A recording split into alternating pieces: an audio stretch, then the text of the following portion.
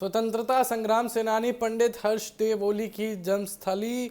ग्राम पंचायत गौसिनी के विकास और सम्मान की मांग को लेकर पिछले 9 दिनों से जारी जन आंदोलन फिलहाल स्थगित कर दिया गया है। प्रशासन की ओर से सकारात्मक आश्वासन और जनप्रतिनिधियों द्वारा ठोस भरोसा दिए जाने के बाद आंदोलनकारियों ने यह फैसला लिया। हालांकि उन्होंने साफ किया है कि अगर मांगों पर समयबद्ध कार्रवाई नहीं हुई तो आंदोलन दोबारा शुरू किया जाएगा। धरना स्थल से सामाजिक कार्यकर्ता मोहित पाठक ने जिलाधिकारी से फोन पर बातचीत कर आंदोलनकारियों की मांगों से अवगत कराया और प्रशासन की ओर से सकारात्मक पहल का भरोसा मिलने के बाद आंदोलन में शामिल लोगों ने फिलहाल धरना समाप्त करने का निर्णय लिया। इस दौरान दर्जा पर्यटन मंत्री सुभाष बगौली, जिला पंचायत अध्यक्ष अनंत सिंह अधिकारी, सतीश पांडे और सामाजिक कार्यकर्ता मोहित पाठक भी धरना स्थल पहुंचे और आंदोलनकारियों से विस्तृत चर्चा की। बैठक के दौरान जिला पंचायत अध्यक्ष अनंत सिंह अधिकारी ने अपने वित्तीय मदद से 10 लाख रुपए की धनराशि देने की घोषणा की और साथ ही उन्होंने भविष्य में भी क्षेत्र के विकास कार्यों के लिए हर संभव सहयोग का आश्वासन दिया।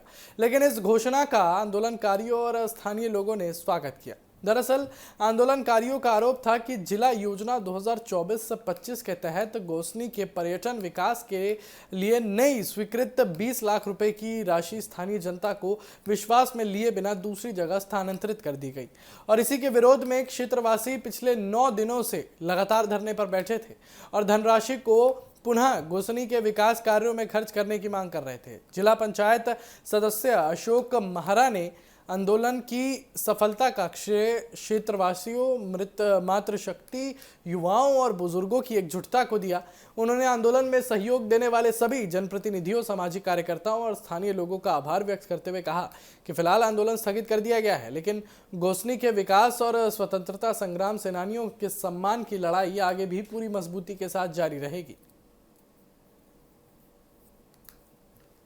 सबसे पहले तो मैं जो हमारे यहाँ स्वतंत्रता संग्राम सेनानी हैं इनको नमन करता हूँ, प्रणाम करता हूँ, इनको अपनी श्रद्धांजलि अर्पित करता हूँ और क्षेत्रवासियों द्वारा स्वतंत्रता संग्राम सेनानियों के सम्मान में जो एक अनिश्चितकालीन यहाँ पर धरना आयोजित किया था और उस धरने में जो मुख्य इनकी मांगें थी कि ओली गांव में जो महान स्वतंत्रता संग्राम सेनानियों की जन्मस्थली है उस पर बहुउद्देशीय भवन का एक निर्माण होना चाहिए और आधुनिक पुस्तकालय होना चाहिए, युवाओं के लिए ओपन आधुनिक पुस्तकालय होना चाहिए और तमाम जो है एक स्मृति पटल उनका लगना चाहिए। इसके लिए धनराशि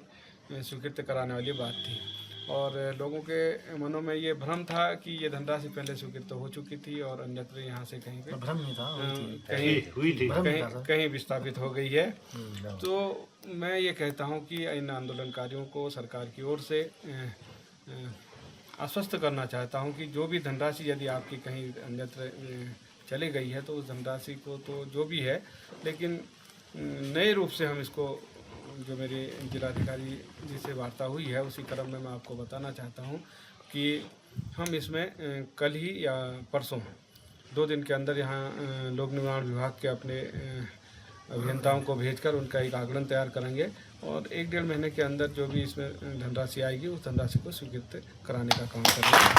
और सभी आंदोलनकारियों को भी मैं धन्यवाद देना चाहता हूं कि उन्होंने अपने क्षेत्र की आवाज़ को एक शालीन तरीके से यहाँ पर रखा, एक लोकतांत्रिक तरीके से अपनी बात को रखा। उसके लिए मैं सबको धन्यवाद देता हूँ। सबके साथ मेरी